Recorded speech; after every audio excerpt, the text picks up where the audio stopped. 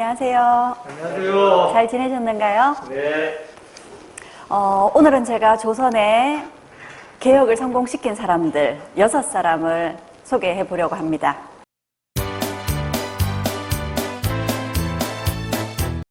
우리가 개혁이라는 말 참 많이 하죠.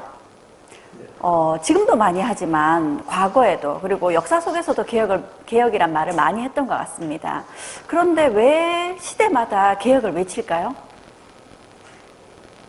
지금이 문제 있다고 생각하는. 그렇죠. 문제가 있다는 얘기고요. 그 말은 그 개혁들이 성공을 거두지 못했기 때문에 또 이런 개혁을 더 많이들 원하는 게 필요하다고 얘기하는 게 아닌가 싶습니다. 자, 제가 오늘 개혁을 이야기하기 위해서 개혁이란 뭔지 먼저 개념 정의부터 좀 살펴보고 들어가겠습니다. 개혁이란 정치, 사회상의 구체제를 합법적 절차를 밟아 점진적으로 고쳐나가는 과정을 개혁이라고 합니다. 그럼 우리 역사 속에서는 이런 개혁을 어떤 사람들이 어떻게 이루어냈는지 그리고 그 개혁의 과정이 쉽지만 않았던 그런 모습들을 한번 살펴보도록 하겠습니다. 첫 번째로 소개하고 싶은 인물은 예상하셨듯이 정도전과 조준입니다. 자, 여기 있는 두 사람은 동시대를 살았던 사람들인데요. 이들이 살았던 시대가 고려 말이었습니다. 항상 왕조 말은 힘든 시기죠. 이 고려 말의 상황이 어떤 상황이었는지 먼저 좀 들여다보자면 우리 땅에서 저렇게 표시된 지역들이 다 이 넓은 땅을 가지고 있는 세도가들이었습니다. 고려 말의 권문세족이라고 불리던 사람들인데요. 이 권문세족들은 땅을 몇 평 이렇게 가지고 있었던 것이 아니라 땅을 산과 강을 경계로 할 정도로 엄청난 대농장을 가지고 있었습니다. 그러니 이런 일부 세도가들이 권력을 가지고 땅을 차지하고 있으니 백성들은요, 농사질 땅이 없었겠죠. 당시 백성들이 얼마나 힘들었는지 그 당시의 백성들은 이렇게 얘기했답니다. 송곳 하나 꽂을 내 땅이 없다.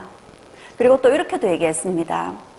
국지불국이라 나라가 아닌 게 되었다. 그 말은요, 이게 나라냐는 거죠. 자, 이런 상황에서 개혁을 꿈꾼 사람이 등장하게 되죠. 정도전이었습니다. 자, 정도전이 개혁을 결심하게 된 계기가 있었습니다. 정도전은 관직에 있었는데 공민왕이 죽고 나서 이제 공민왕을 원을 몰아내자고 했었죠. 그런데 공민왕이 죽고 나서 원나라 사람들이 사신이 왔는데 그 사신을 접대하라고 정도전에게 책임이 주어졌습니다. 그러자 정도전은 그거를 거부하다 귀양 보내지게 됩니다.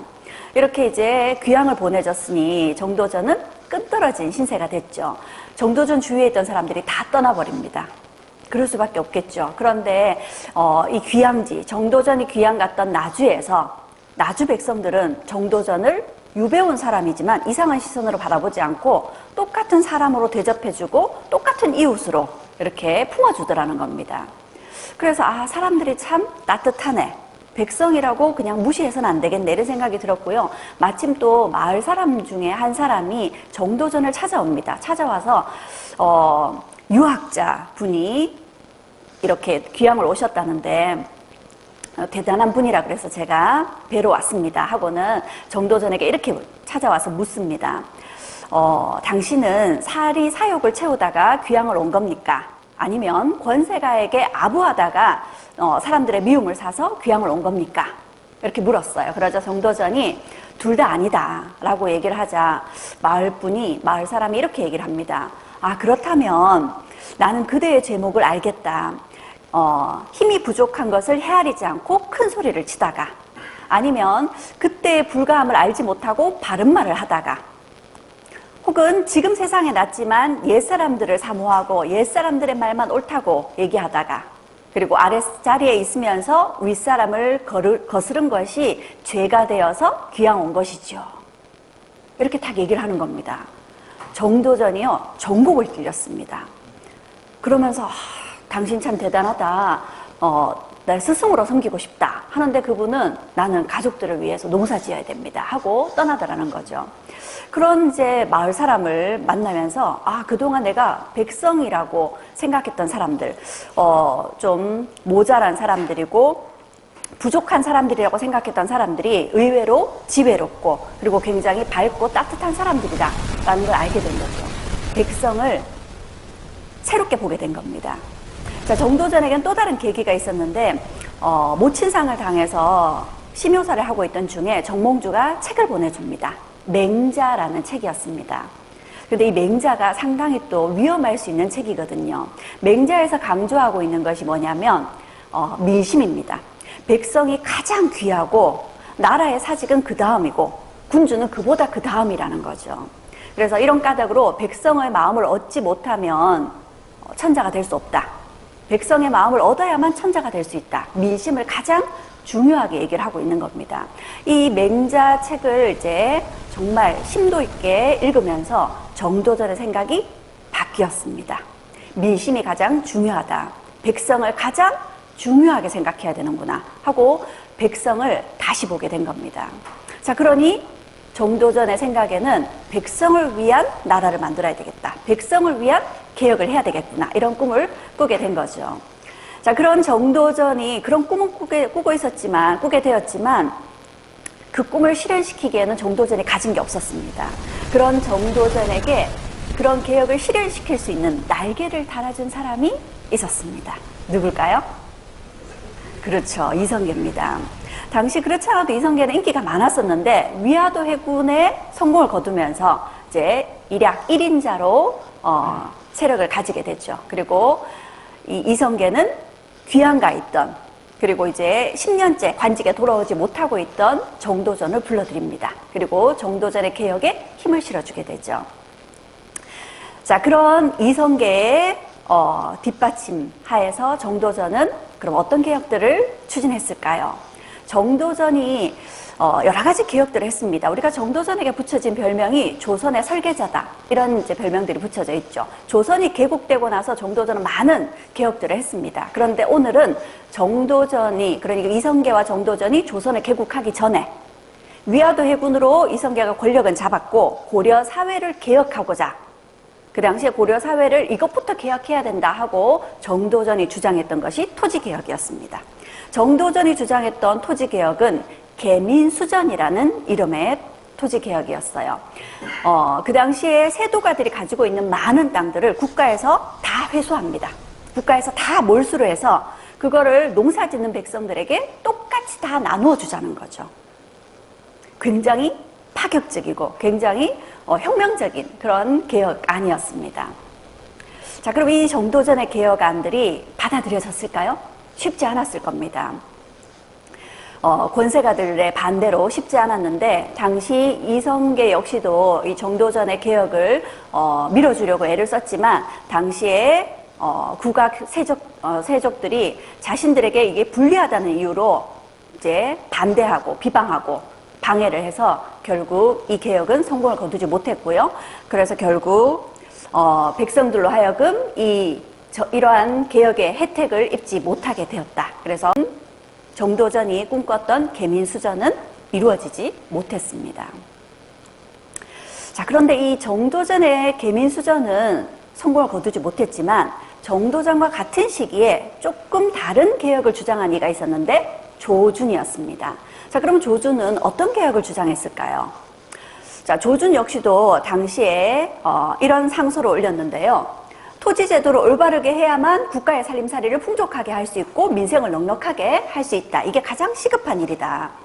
그리고 옛사람들은 나라에 3년 쓸 물자가 비축되지 않으면 나라라고 할 수 없다라고 얘기했는데 지금 우리 사정은 앞으로 2, 3년 동안 어떤 재해가 오게 되면 군사를 먹일 식량도 그리고 나라 안의 창고도 텅텅 비게 될 거다. 그래서 그 당시에 이런 개혁이 필요함을 상소로 올리게 됩니다. 그리고 토지라는 것은 백성을 양육하는 데 가장 바탕이 되는 건데 오히려 지금은 그 토지가 백성을 해치는 도구가 되었다. 그래서 이걸 개혁해야 된다는 거죠. 그래서 경기도의 토지를 관리들에게 나누어줘서 그들의 생계를 마련해 주고요. 그리고 나머지 경기도 외의 나머지 토지는 나라에서 거두어 들여서 백성들에게 농사를 짓게 하고 세금을 거두자 하는 토지 개혁을 주장하게 됩니다. 자, 이런 조준이 주장했던 토지 개혁이 바로 과전법이었습니다. 자, 이 과전법을 제안하면서 조주는 이렇게 얘기를 합니다. 국가의 운명은 백성들의 삶이 괴로운 상태냐 즐거운 상태냐에 달려있다. 국가의 운명이 백성들에게 달려있다는 거죠. 맞는 말이잖아요. 이 조준의 이런 말에 아무도 틀렸다고 할 수 없습니다. 조준은 백성이 행복해야 국가도 버틸 수 있다. 이런 얘기를 하면서 백성을 위한 개혁이, 토지개혁이 필요하다라는 명분을 설파하게 됩니다. 이런 명분에 그 당시에 세도가들이 반대할 수 없었던 거죠. 자, 그렇게 조주는 명분을 먼저 앞세웠고요. 그리고 그 다음으로 세도가들의 토지를 국가에서 회수하기 위해서 이 토지 문서들을 다 불살라 버립니다. 백성들이 보는 앞에서. 그때 토지 문서들이 개경에서 불탔는데 며칠 동안 꺼지지 않았다 할 정도였죠. 근데 이런 걸 백성들 앞에서 보이니 백성들은 어땠을까요? 속이 시원했겠죠. 그리고 뭔가 이런 개혁에 대한 기대를 가지게 됐을 겁니다. 그리고 백성들이 그 개혁을 지지해 주게 되겠죠. 자, 이런 퍼포먼스라고 하면 좀 이렇게 어감이 좀 어떻게 받아들일지 모르겠지만 이런 걸 백성들 앞에 보임으로 인해서 백성들에게 개혁이 필요하다. 그리고 백성들이 이런 개혁에 대한 희망과 기대를 품고 지지를 보내주기 시작하는 거죠. 자, 그렇게 조주는 반대 세력을 꺾기 위한 명분과 그리고 민심을 등에 업고 조준이 원하던 토지개혁을 추진하게 됩니다. 그게 바로 과전법이었습니다. 전국의 토지를 국유화하고 그걸 백성들에게 나누어서 농사를 짓게 하고 나라에서는 세금을 거둬들입니다. 그리고 관리들에게는 경기도 지역의 토지를 나누어줘서 나라에 일하는 대가로 조세를 거둘 수 있는 그런 권리를 준 거죠. 자, 그렇게 조준의 과전법은 성공을 거두었습니다. 자, 그렇다면 동시대에 고려 말에 가장 필요한 개혁으로 토지개혁을 주장했던 정도전과 조준. 정도전의 계민수전은 성공을 거두지 못했는데 조준의 과전법은 성공을 거뒀습니다. 그 차이가 뭘까요? 정도전의 계민수전은 너무 시대를 앞서간 이상적인 좀 지나친 이상주의였지 않은가. 그에 반해서 조준은요. 이걸 좀 더 현실적으로 가져와서 반대 세력들을 설득하기 위해서 명분을 먼저 제시를 했고요. 그리고 민심을 내 편으로 만들어서 그 민심의 힘을 보여준 거죠. 그에 반해서 정도전은 기득권 세력도 반대였지만 정도전의 이런 앞선 이상적인 계민수전은 같은 혁명 세력들도 같은 개혁주의자들도 반대가 있었습니다. 그러니 쉽지 않았던 거죠. 자, 그렇게 조준의 과전법이 성공을 거두게 됩니다. 두 번째로 소개해드리고 싶은 개혁가들은 조광조와 이준경이라는 인물입니다.